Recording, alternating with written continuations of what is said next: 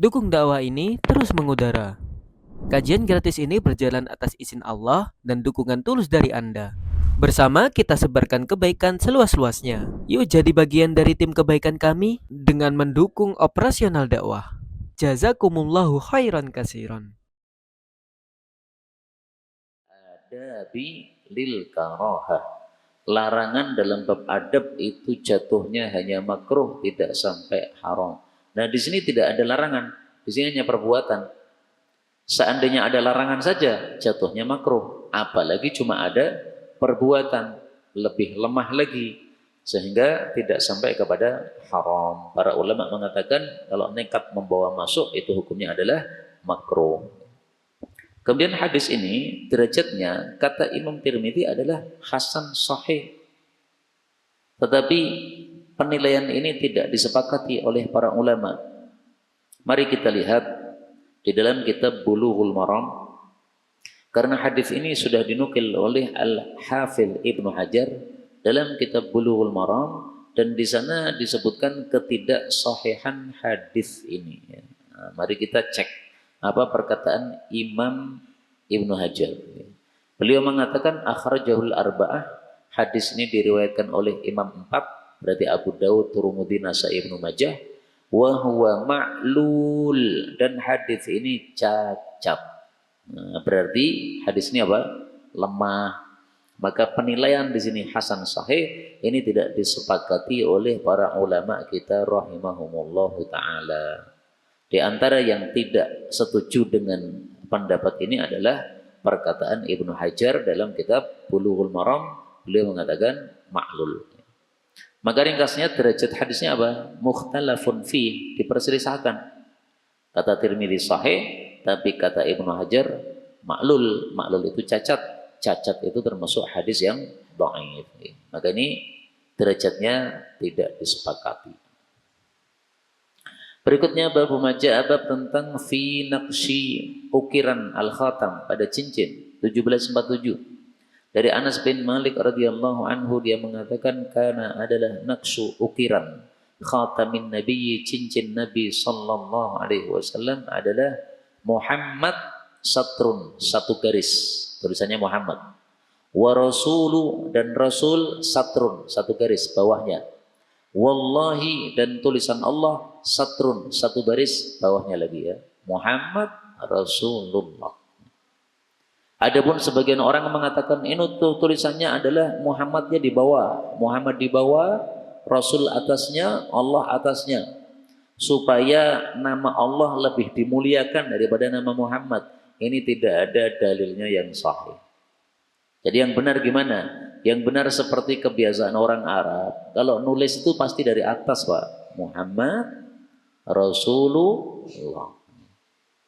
Lah terus berarti tulisan Allah di bawah dong. Sementara tulisan Muhammad di atas. Enggak apa-apa. Wah, memang tulisannya seperti itu. Jadi misalnya kita membaca mushaf Quran ya. Ada kata-kata Allah berada di baris paling bawah. Ada kata-kata Muhammad berada di baris atas. Enggak masalah. Memang urutan tulisannya begitu. Ini bukan dalam rangka melecehkan Allah. Seolah-olah Allah lebih rendah dari Nabi. Enggak begitu. Justru yang mengatakan bahwa tulisannya terbalik, Muhammad di bawah, Allahnya di atas, itu yang perlu dalil. Kalau enggak ada dalil jangan ngomong seperti itu. Ya tulisan normal saja, namanya nulis pasti dari atas ke bawah, adatnya orang Arab nih. Dan tampaknya orang Indonesia sama juga, Pak. Kalau nulis pasti dari atas ke bawah. Nulis dari bawah ke atas itu terbalik namanya. 1748 dari Anas radhiyallahu anhu, dia mengatakan karena adalah naqsu ukiran khatamin nabiyyi, cincin Nabi sallallahu alaihi wasallam, thalathata astur, 3 baris. Kata-kata Muhammad itu satrun, 1 baris, kata-kata Rasul itu satrun, 1 baris lagi yaitu bawahnya, wallahi, dan kata-kata Allah itu satrun, 1 baris lagi yaitu bawahnya. Nah, tadi sudah kita baca bahwa tidak boleh kita menulis tulisan Muhammad Rasulullah pada cincin kita. Maka bagusnya ditulisi apa? Para ulama mengatakan bagusnya ditulisi nasihat-nasihat. Sayyidina Umar punya cincin tulisannya kafa bil mauti wa'idhan. Cukuplah kematian sebagai nasihat.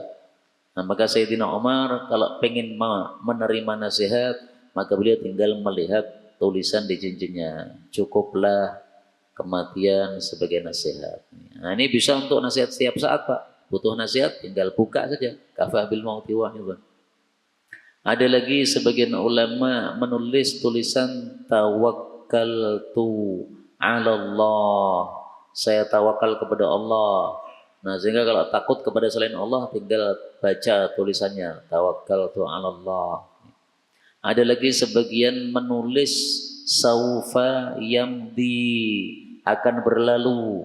Nah, setiap dia mengalami musibah, dia baca tulisan di cincinnya. Setiap musibah pasti akan berlalu. Hatinya jadi tenang. Musibah apapun tidak mungkin kekal. Pasti ada waktunya. Kalau tidak musibahnya hilang, pasti kitanya yang hilang, yaitu mati. Nah, kalau kita mati kan musibahnya hilang, Pak. Misalnya panjenengan sakit gigi, diobati, nah, sembuh. Diobati nggak sembuh, mati, ya sakit giginya hilang. Orang mati itu nggak ada yang mengeluhkan sakit gigi, nggak ada. Nah, maka saufa yamdi, akan berlalu. Dan ini kata-kata saufa yamdi ini pernah saya pakai ketika waktu itu naik mobil, kemudian macet. Macetnya bukan main. Padahal pengajian dimulai jam 5. Kita belum sampai tujuan, di tempat macet tadi sudah jam 5. Sehingga pasti di tempat kajian telat. Nah, maka ketika macet, mobilnya nggak bisa gerak. Nah, nggak usah kemrungsung. Ingat kata-kata saufa yamdi, akan berlalu. Ternyata betul, macetnya berlalu juga. Ya, ditunggu 1 menit, 2 menit, 5 menit, ternyata pudar juga.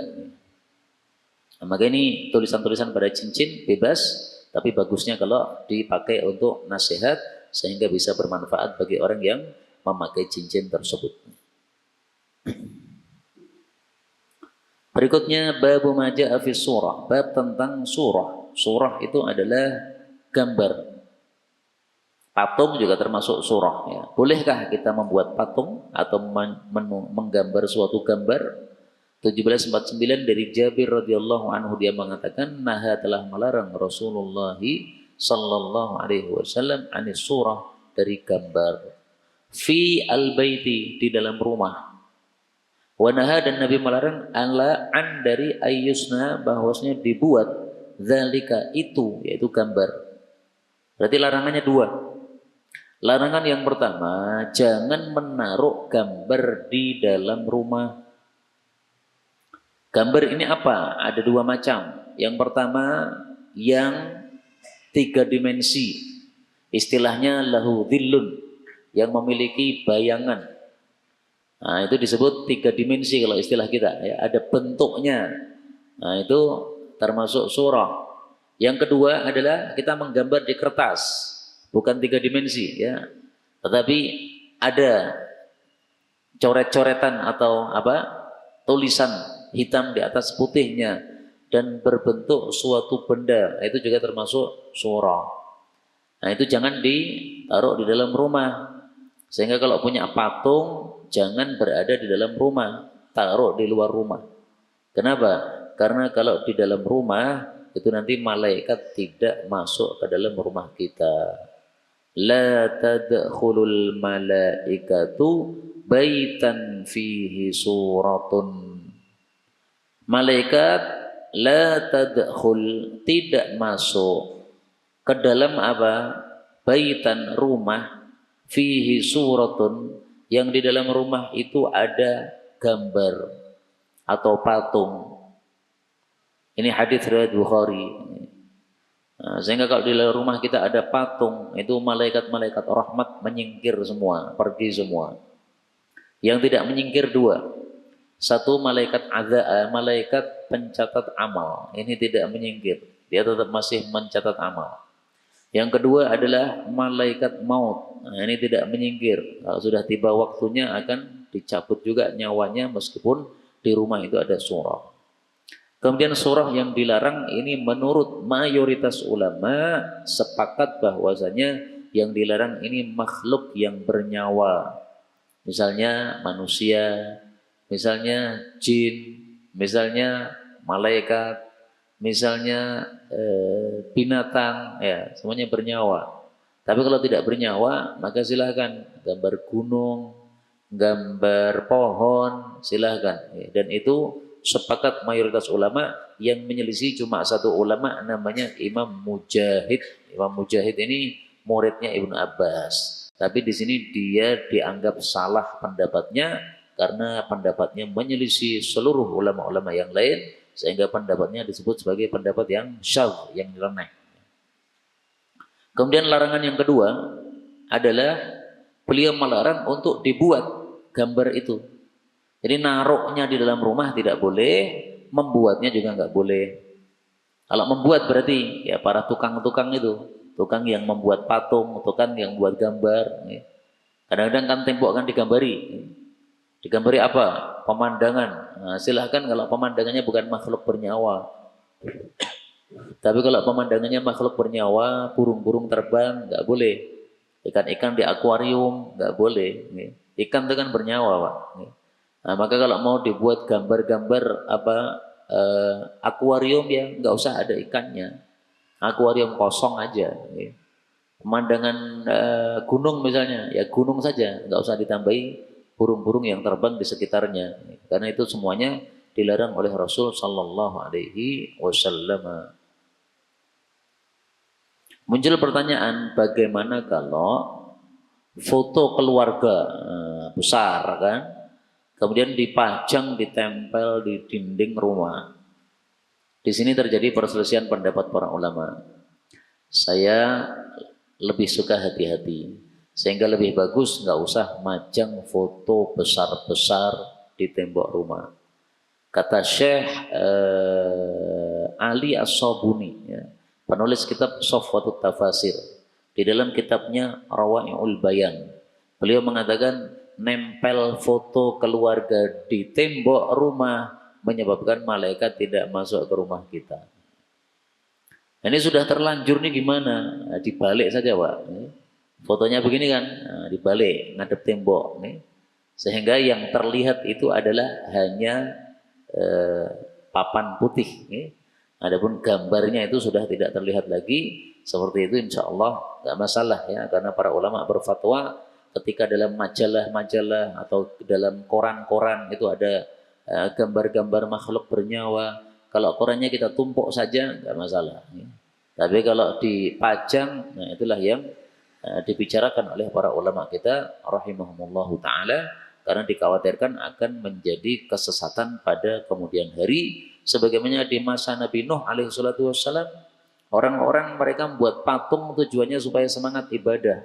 Patungnya Pak Kiai dibuat nih. Ini Pak Kiai semangat ibadah, sehingga ketika beliau sudah mati patungnya dibuat supaya orang yang salat itu ketika ibadah melihat patung Pak Kiai ini. Jadi teringat semangatnya, ikut-ikutan semangat.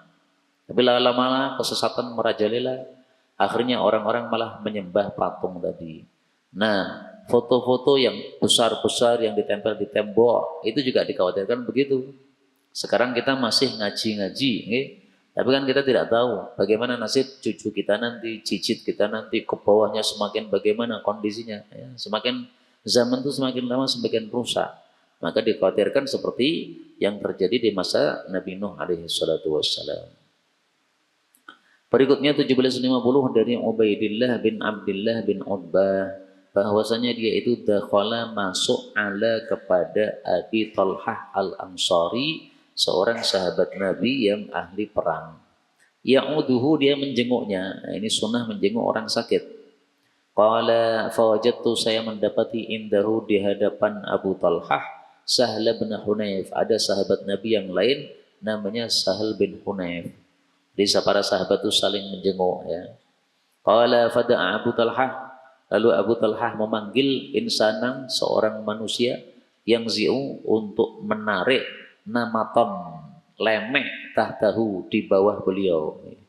Jadi dia sakit, kemudian dia tidur, kemudian di situ ada lemek, lemeknya dia suruh untuk diambil. Ini tolong lemek yang saya pakai diambil.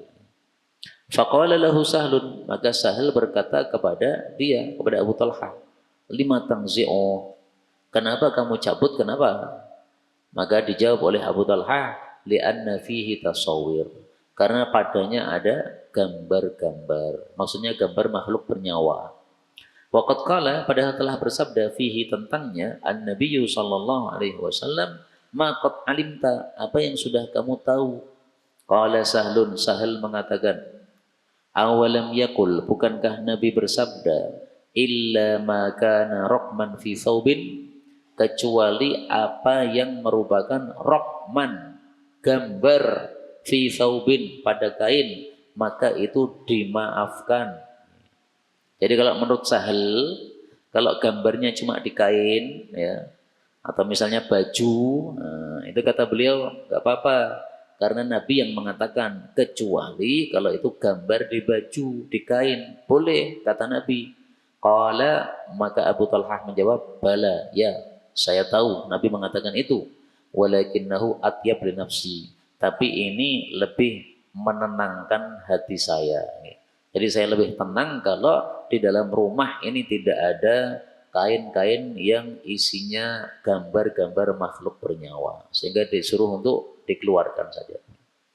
Nah, adapun dari sisi fikih, apa hukumnya kalau gambar makhluk bernyawa itu merupakan rokman, gambar di baju? Sering kan orang itu pakai kaos, ya. Nah, kemudian di situ ada gambarnya Mujahid misalnya, Abu Ubaidah, atau gambar Usaka zaman dulu, ya, Usamah bin Laden dan sebagainya. Gitu. Nah, boleh atau tidak seperti itu? Ini diperselisihkan ulama, Pak. Sebagian ulama berpendapat sesuai hadis ini berarti boleh, karena dimaafkan oleh Nabi, dikecualikan oleh Nabi. Pendapat mayoritas ulama tetap tidak boleh.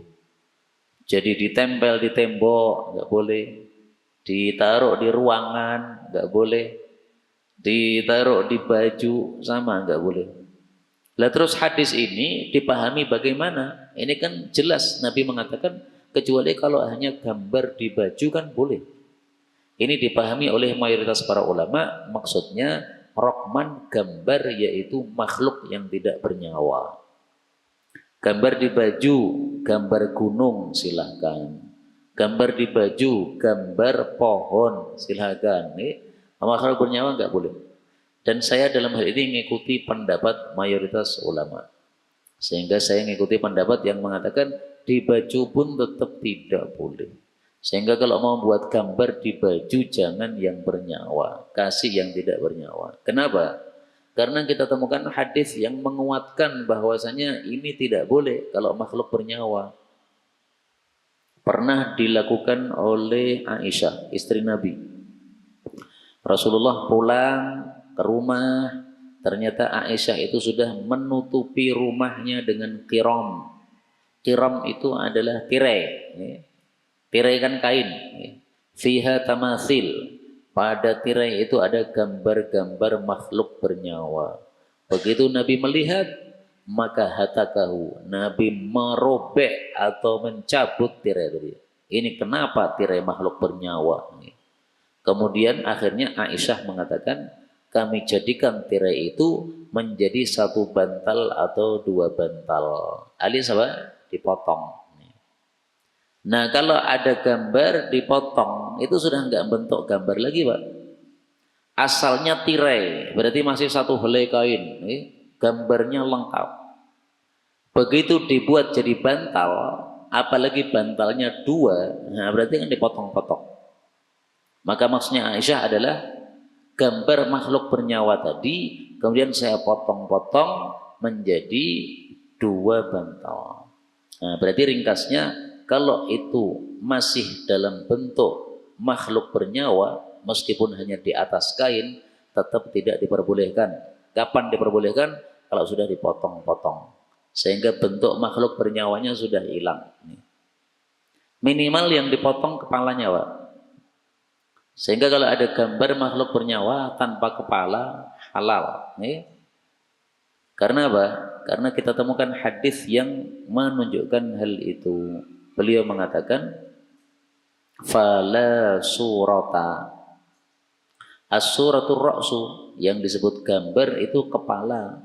Kalau kepalanya sudah dipotong, berarti sudah tidak ada gambar lagi. Hadis riwayat Ismaili derajatnya sahih. Dan ini menguatkan pendapat jumhur bahwasanya meskipun di kain tetap tidak boleh kecuali kalau sudah dipotong, minimal dipotong kepalanya. Berikutnya babu maja' fil musawwirin, bab tentang orang-orang yang menggambar. Nah, ini mencakup dua, menggambar di atas kertas atau membuat patung sama. 1751 dari Ibnu Abbas radhiyallahu anhuma, Rasul sallallahu alaihi wasallam bersabda, "Man sawwara, barang siapa yang menggambar suratan, satu gambar yaitu makhluk bernyawa, adzabahullahu, Allah pasti menyiksa dia hatta yanfukha fih, sampai dia itu meniupkan padanya, yakni roh, yaitu meniupkan roh. Walaysa binafikhin fiha, padahal tidak mungkin dia bisa meniupkan roh padanya. Jadi besok di akhirat disiksa oleh Allah. Kamu dulu yang menggambar ini kan, nah, sekarang kamu masukkan roh di sini. Nah, kamu nggak bisa disiksa, sampai bisa memasukkan roh. Kapan bisa memasukkan? Nggak akan bisa. Jadi siksa terus ini, siksanya berat berarti. Wa man istama'a, dan barang siapa yang mendengar ila hadits qaumin, kepada pembicaraan satu kaum, wa hum yafirruna minhu, sementara mereka itu lari darinya, mereka tidak mau dikuping, maka subha, dituangkan fi udhunihi, pada telinga dia, al-anuk, timah panas, timah yang encer, yaumal qiyamah, besok pada hari kiamat.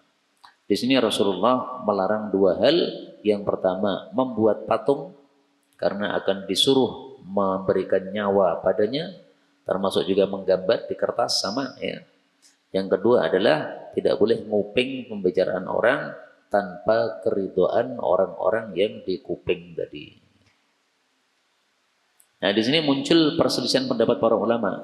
Bagaimana dengan foto? Apakah foto itu termasuk menggambar?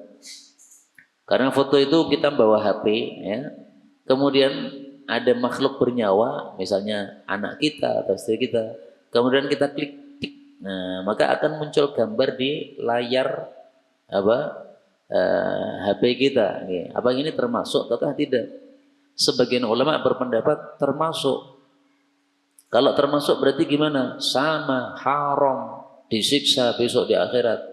Disuruh ngasih nyawa pada fotonya anak-anak dan istrinya itu. Pendapat yang kedua, mayoritas ulama mengatakan foto tidak termasuk. Dan saya mengikuti pendapat yang mengatakan tidak termasuk. Kenapa? Karena dalam hadis disebutkan, asyaddun nasi adzaban, paling dahsyatnya siksanya di antara manusia di hadapan Allah besok pada hari kiamat adalah orang-orang yang yudahuna, menyerupai bi khalqillah, dengan makhluknya Allah. Foto itu tidak menyerupai, tapi memang betul-betul makhluknya Allah. Saya melihat panjenengan, ya, kemudian saya foto. Nah, gambar yang ada di HP saya itu ya memang panjenengan asli, berarti bukan menyerupai. Tapi kalau saya disiapi kertas, kemudian saya menggambar panjenengan, ya. Panjenengan duduk di depan saya, wajahnya tak gambar, mirip. Ya. Nah, itu baru menyerupai itu. Ya. Maka di sini yang dilarang adalah yang yudohun, yang menyerupai. Tapi sekali lagi, apa yang tadi saya sampaikan di awal tidak saya ubah, yaitu majang foto keluarga di tembok, saya lebih suka tidak dilakukan. Kenapa? Adanya perselisihan pendapat para ulama. Kalau pendapat yang melarang benar, nah berarti setiap hari kita rugi. Rumah kita nggak ada malaikatnya, Pak. Malaikat rahmat nggak ada yang mau masuk. Gara-gara dipajang foto keluarga yang besar tadi. Khawatir adanya seperti itu. Nah, mending kita yakin bahwa malaikat masuk ke rumah kita. Sehingga sebab-sebab malaikat pergi itu dihilangkan semuanya. Untuk anak-anak kecil, di sini tidak dibahas oleh Imam Tirmidzi, yaitu khusus untuk anak-anak kecil dibolehkan, nggak apa-apa. Aisyah pernah mainan patung kuda-kudaan. Kudanya itu ada sayapnya. Maka Rasulullah bertanya, wahai Aisyah, ini apa? Ini kuda ya Rasulullah. Rasulullah mengatakan, masa kuda punya sayap? Aisyah kan cerdas. Dia mengatakan, apakah panjenengan belum pernah dengar cerita Nabi Sulaiman itu naik kuda bersayap? Nah, Nabi cuma tersenyum saja. Nah, di situ Nabi tidak melarang Aisyah. Kenapa? Aisyah masih anak kecil. Dinikahi Nabi usia 6 tahun. Tapi belum serumah dengan Nabi. Ya. Serumahnya usia 9. 9 juga masih kecil Pak, masih anak-anak. Ya. Aisyah itu baru haid itu tahun 10 Hijriah. Ya. Karena Aisyah itu mengalami haid pertama kali ketika haji wada. Ya kan? Ketika haji wada. Dia menangis karena dia haid. Maka Nabi mendiamkan Aisyah, membuat diam, ya. Tenang, gak usah nangis. Namanya haid ini sudah wajarnya para wanita, gak apa-apa. Ya, semua wanita juga mengalami haid. Nah itu ada yang menjelaskan di antara para masyayikh, dia menangis karena itu adalah haid yang pertama kali dia alami. Dan waktu itu dia ikut haji, dia mengira kalau haid tidak bisa haji. Nah, berarti nangisnya karena dua sebab ya. Sebab pertama, haid yang pertama kali. Sebab yang kedua, karena tidak bisa melanjutkan haji. Padahal bisa orang haji melanjutkan haji ya. Yang penting jangan tawaf saja, tapi selain tawaf masih bisa dilakukan. Nah, maka ringkasnya untuk anak-anak kecil masih diperbolehkan mainan patung, ya, patung-patung boneka-boneka anak-anak, nah, itu anak-anak kecil nggak apa-apa. Tapi kalau mereka sudah dewasa, keluarkan semua. Anak-anak kita sudah dewasa, tapi mainan-mainan tadi masih ada di rumah kita. Nah, dikhawatirkan sama, malaikat tidak masuk, nah, sudah nggak ada yang pakai. Ya. Itu kan untuk anak kecil. Nah, sementara semuanya sudah gede-gede, berikan kepada yang masih punya anak-anak kecil. Berikan kepada tetangganya atau siapapun yang mau. Berikutnya babu maja fil khidab, bab tentang pewarna rambut. Maksudnya orang yang sudah banyak ubannya disunahkan untuk mewarnai rambut yang sudah putih. Maka jenggotnya diwarnai, rambut kepalanya diwarnai. Kalau kumisnya putih juga sama, diwarnai. Nah, warnanya apa? Mari kita bahas. 1752. Dari Abu Hurairah radhiyallahu anhu berkata, Rasulullah sallallahu alaihi wasallam bersabda, "Ghayyiru ubahlah asyaiba uban," yaitu dengan warna yang lain. Wala tashabbahu, jangan menyerupai bil Yahud dengan orang-orang Yahudi. Di sini disebutkan Yahudi, dalam Sahih Bukhari disebutkan Yahudi dan Nasrani. Nah, maka hadis ini ringkasan. Jadi orang-orang Yahudi itu kalau rambutnya beruban itu dibiarkan sampai putih menyala. Jenggotnya kalau beruban dibiarkan putih menyala. Nah, Rasulullah menyuruh untuk menyelisih ahli kitab.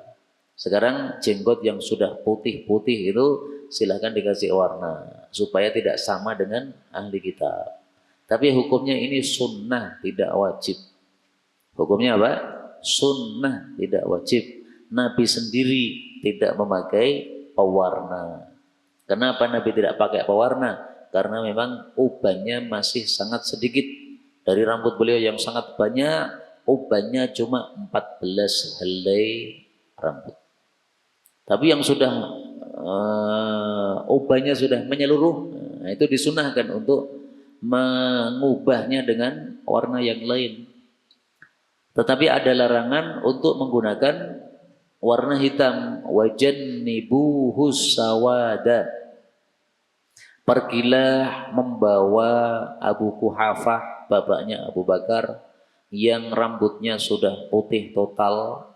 Pergi ke sebagian istrinya, silakan untuk mengubah ubannya dengan sesuatu, tapi singkirkan warna hitam. Hadis riwayat Muslim.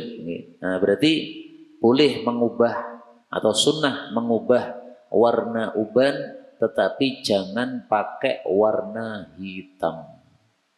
Nah, terus kalau pakai warna hitam, apa akibatnya? Apa hukumnya? Diperselisihkan oleh para ulama.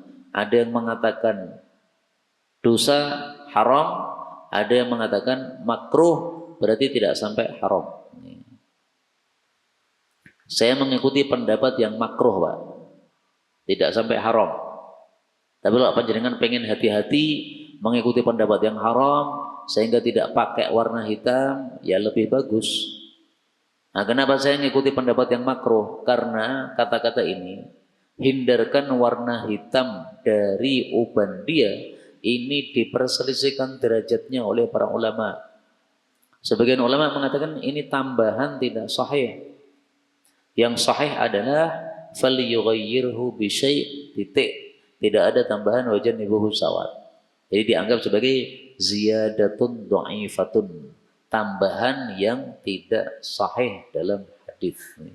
Karena ada dua riwayat, riwayat satu menyebutkan larangan ini, riwayat satunya tidak menyebutkan. Nah, yang tidak menyebutkan dianggap yang lebih kuat. Nah, kalau hadisnya masih diperselisihkan sehingga tidak kuat untuk mengatakan haram. Tidak kuat untuk mengatakan haram. Jatuhnya makruh saja. Berikutnya 1753 dari Abu Dzar radhiyallahu anhu dari Nabi sallallahu alaihi wasallam bersabda, "Inna sesungguhnya ahsana paling bagus ma ghayyira bihi apa yang diubah dengannya asyaibu." Uban adalah al-hinna'u, inai, wal katamu dan katam. Apa itu inai dan katam? Ini nama dua tanaman. Bedanya kalau inai ini warnanya merah, kalau katam ini warnanya hitam. Nah, di sini Nabi mengatakan paling bagus untuk mengubah uban itu dengan inai dan katam. Prakteknya gimana? Ada dua prakteknya. Sebagian ulama mempraktekkan inai to, katam to. Berarti wa di sini maksudnya atau ya. Al-hinna inai wal katam atau katam. Pilih salah satu. Pakai inai berarti jenggotnya jadi merah, pakai katam berarti jenggotnya jadi hitam. Tapi pendapat ini kurang bagus. Kurang bagusnya dari sisi apa? Dari sisi menyelisih hadis tadi. Hadis tadi melarang mengubah dengan warna hitam. Nah, kalau ini kita pahami, katam dipakai sendiri, ini dipakai sendiri, akhirnya jadinya hitam. Maka yang lebih bagus adalah pendapat yang kedua, al-hinna wal katam, ini dan katam maksudnya dicampur. Jadi ambil inai 50%, ambil katam 50%, ditumbuk, kemudian dimasukkan di air. Ya. Jadi berwarna. Warnanya apa? Merah kehitam-hitaman. Ya. Jadi tidak murni merah dan tidak murni hitam. Karena kalau murni hitam tadi dianggap menipu orang. Ya. Ubanmu sudah putih semua kok. Kamu ganti dengan warna hitam, seolah-olah nipu masih muda. Ya. Nah, kemudian kalau diubah dengan warna merah, jadi aneh warnanya. Jenggot kok merah, kayak api saja. Nah, maka paling bagusnya merah ke hitam-hitaman. Dan mengubah uban dengan inai dicampur katam, ini termasuk sesuatu yang sangat-sangat dimuliakan oleh ulama salaf. Sehingga Imam Ahmad ketika melihat orang jenggotnya itu diwarnai, dia mengatakan, "Hada rajulun ahyas sunnah." Ini adalah seorang laki-laki yang menghidupkan sunnah Nabi yang sudah mati. Nah, maka menurut saya yang sudah jenggotan putih-putih dan sungguh rambutnya putih semua ya. Kalau masih campur hitam, nggak usah pakai, nggak apa-apa. Tapi yang sudah putih merata, itu paling bagus panjenengan melakukan hadis ini minimal sekali seumur hidup. Jenggotnya diwarnai merah kehitam-hitaman.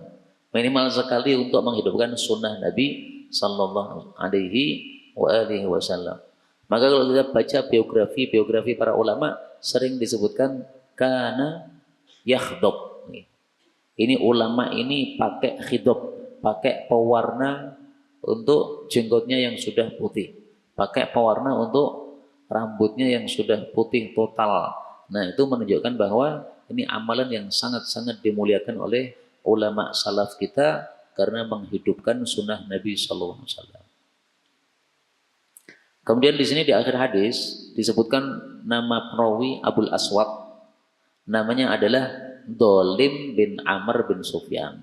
Nah, ini nama Dolim jangan ditiru, Pak. Abul Aswad Ad-Dili atau Ad-Du'ali, ini seorang ulama ahli bahasa yang terkenal. Ternyata namanya aslinya Dolim. Nah, bapaknya ini nggak paham nih, kenapa ngasih nama anaknya Dolim gimana? Anak mestinya dicintai malah dikasih nama Dolim. Bagaimana kalau jadi anak Dolim betul? Ini jangan ditiru ya. Bahkan saya pernah nemukan ada orang namanya Sarik bin Dolim, Maling bin Dolim. Nah, ini ngaco bapaknya sama kakeknya. Kakeknya ngasih nama anaknya Dolim. Kemudian bapaknya ngasih namanya Sarik, Sarik bin Dolim. Jangan ditiru Pak ini Pak. Ini untuk cerita tok. Berikutnya babu maja fil jummah, bab tentang rambut gondrong, wattikhadhi sya'ar, dan memanjangkan rambut. Jadi gondrong ada dalilnya. Nah, tapi jangan langsung dipraktekkan. Baca dulu hadisnya. 1754 dari Anas bin Malik berkata, adalah Rasulullah Shallallahu Alaihi Wasallam rabba'atan, sedang-sedang. Apa maksudnya? Maksudnya laisa bit tawil, tidak tinggi, wala bil qasir, tidak pendek. Jadi kalau orang ditanya Rasulullah perawakannya bagaimana, dia akan mengatakan tengah-tengah, sedang-sedang. Tapi para ulama mengatakan sedang-sedangnya mendekati kepada tinggi. Ya. Kalau terlalu tinggi kan jelek, terlalu pendek juga jelek. Sedang-sedang tapi mendekati atau condong kepada tinggi. Hasanal jismi, badannya bagus. Bagus itu gimana? Ya tidak terlalu gembrot, tidak terlalu kerempeng, tapi sedang-sedang. Dadanya ini lebar, jadi kelihatan orang yang sportif. Asmaral laun, yang coklat warnanya, maksudnya kulitnya ini coklat. Dalam hadis yang lain itu kulit beliau putih. Nah, maka maksudnya adalah tidak putih total, tapi putih kemerah-merahan. Nah, sehingga asmar di sini kalau mau kita maknai yang gampang adalah putih kemerah-merahan. Kalau arti asalnya sendiri adalah coklat.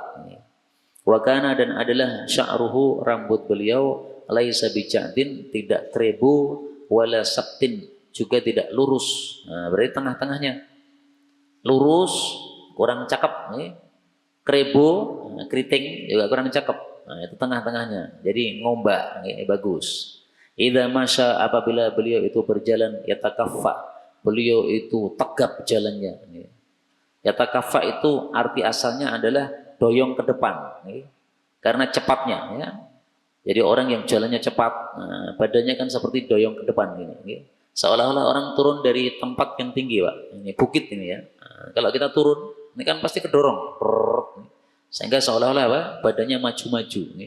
Nah, maka maksud dari kata-kata ini intinya Nabi kalau berjalan itu berjalannya tegap, kuat, kelihatan tidak malas gitu.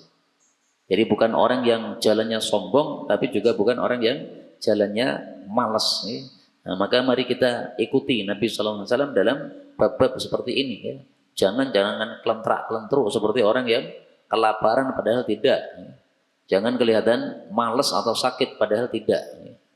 Tampakkan bahwa kita semangat, sehat.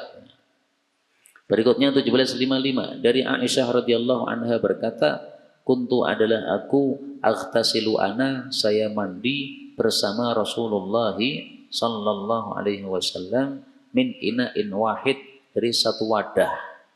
Ini menunjukkan bolehnya suami istri mandi bersama. Hukumnya apa? Mubah menurut para ulama. Saya belum menemukan yang mengatakan sunnah. Wa kana, dan adalah lahu, Nabi memiliki sya'run, rambut, fauqal jummah, di atas jummah, wa dunal wafrah, di bawah wafrah. Jummah itu apa? Rambut gondrong yang sampai ke pundak. Wafrah itu apa? Rambut cepak yang sampai ke cuping telinga. Nah, rambutnya Nabi itu fauqal jummah wa dunal wafrah. Lebih rendah dari wafrah, berarti ke sini. Lebih tinggi dari jummah, berarti tidak sampai pundak tapi ke atas. Nah, berarti tengah-tengah antara pundak dengan cuping. Tengah-tengah. Jadi nggak begitu cendek, nggak begitu pendek, tapi nggak begitu gondrong. Tapi kondisi rambut Nabi itu ada 3. Yang pertama jummah, yang kedua limmah, Yang ketiga, wafrah. Ini semuanya pernah dilakukan Nabi. Cuma gondrong sampai ke pundak pernah. Limah tengah-tengahnya sini pernah. Wafrah pendek sampai ke cuping telinga pernah. Nah, semuanya pernah. Pernah juga beliau itu halq gundul, tapi ini hanya ketika ibadah umroh atau haji. Kalau kondisi hariannya beliau tidak gundul. Nah, inilah kondisi rambut Sayyidina Rasulullah sallallahu alaihi wasallam. Makanya ringkasnya kalau ada orang mengatakan gondrong sunnah Nabi, itu enggak benar. Nabi itu melakukan semuanya. Gondrong pernah, sedang pernah, pendek pernah. Lah kok kamu mengatakan gondrong sunnah itu gimana? Sunnah itu ya semua tadi. Seolah-olah orang kalau enggak gondrong enggak sunnah, enggak benar. Dan Nabi gondrong itu karena kebiasaan orang Arab zaman dulu begitu, Pak. Orang Arab zaman dulu banyak yang gondrong, tetapi juga ada yang pendek. Mana lebih utama, gondrong atau pendek? Lebih utama yang pendek. Pertama, karena memudahkan untuk mengurusinya. Yang kedua, lebih bersih. Yang ketiga, Nabi pernah mencela orang yang rambutnya gondrong. Kata Nabi, namanya Khurem Al-Asadi. Kata Nabi, manusia terbaik adalah sahabat saya bernama Khurem Al-Asadi. Seandainya dia tidak melakukan dua. Yang pertama rambutnya gondrong, yang kedua celananya isbal. Nah, begitu mendengar hadis itu, Khurem langsung ambil gunting, dipotong rambut gondrongnya. Dia ambil gunting, dipotong celananya supaya tidak isbal sampai ke setengah betis. Nah, berarti celana isbal tidak bagus karena dicela oleh Nabi. Gondrong terus juga tidak bagus karena Nabi mengatakan sebaik-baik orang khurem kalau tidak gondrong. Nah, berarti lebih utama pendek, Pak. Maka ya kalau gondrong nggak apa-apa. Kalau selalu gondrong itu kurang bagus. Kurang bagusnya kenapa? Ya Nabi tidak pernah selalu gondrong. Kemudian sekarang ini kalau orang gondrong itu kelihatannya dinilai oleh orang-orang yang melihat itu kurang bagus gitu. Dinilai itu termasuk orang-orang yang agak dugal. Jadi sekarang ini sudah jadi kebiasaan orang dugal biasanya apa? Gondrong. Biasanya, tidak selalu yang gondrong dugal, tidak. Nah, tapi karena sudah menjadi khas mereka, nah sehingga jadi kurang bagus kalau kita itu selalu gondrong. Nah, maka para laskar-laskar di Solo kan ada itu ya, yang suka gondrong-gondrong. Kalau dikatakan katanya ini sunnah Nabi gondrong, itu salah paham kamu. Kemudian ada yang dikucir-kucir, Pak. Ini sunnah Nabi dikucir-kucir. Salah pahamnya double dua. Selalu gondrong sebagai sunnah ini salah. Kemudian ngucir itu salah. Kenapa? Nah, jawabannya nanti pada hadis-hadis berikutnya. Jadi hadisnya itu bukan kucir, tapi ghodair. Ghodair itu apa? Nah, nanti akan kita bahas insya Allah pada waktu yang akan datang. Sampai di sini dulu tentang sunnah-sunnah yang bisa kita pelajari dari Nabi SAW, betulnya dari Allah Ta'ala. Kalaupun ada salahnya, fa astaghfirullahaladzim li wa lakum, walhamdulillahi rabbil alamin.